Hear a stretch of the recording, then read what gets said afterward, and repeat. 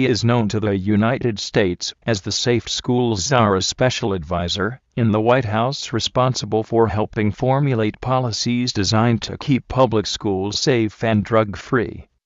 But pro-family leaders know Kevin Jennings as something more, a highly influential homosexual activist who admitted in a book on his childhood that a deep-seated hatred of God and religious believers began when he fully embraced a homosexual lifestyle and bid God farewell with the words, "Screw you, buddy."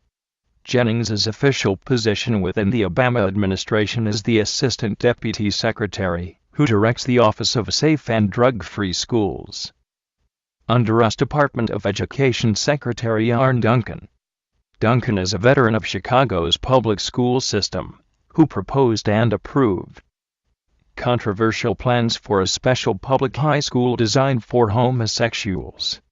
Jennings brings to the Education Department his experience as the co-founder and executive director of the Gay, Lesbian, and Straight Education Network, where, in keeping with that organization's mission, he concentrated his energies on developing and advocating classroom curricula for public schools that would re-educate school children to embrace homosexuality as a key part of their strategy to advance their agenda and change the culture. They specifically target children as young as kindergarten in order to begin a saturation process that forms the imagination with positive impressions of the homosexual lifestyle, and so precognitively influences the way a child perceives the world and makes judgments on right and wrong. Bill Donahue, a civil rights leader and president of the Catholic League, stated that Kevin Jennings has a history of bashing Christians, which appears deeply rooted in his decision at 17 years old that he was a homosexual and God was to blame for his feelings of guilt and shame.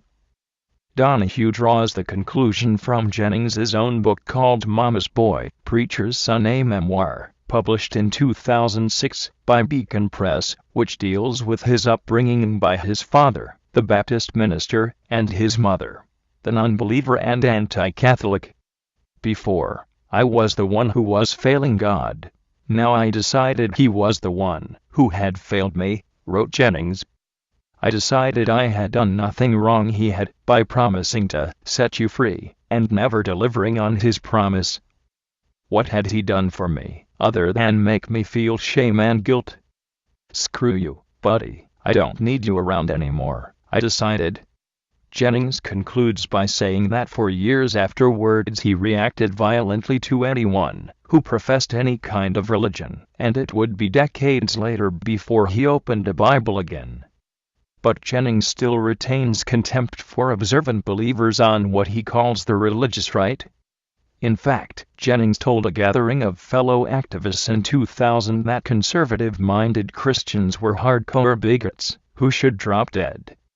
Further concern has arisen about Jennings concerning his history as a former drug abuser and as a school counselor back in 1988 who failed to report a sexually active homosexual relationship between an adult and a boy, then a sophomore high school student.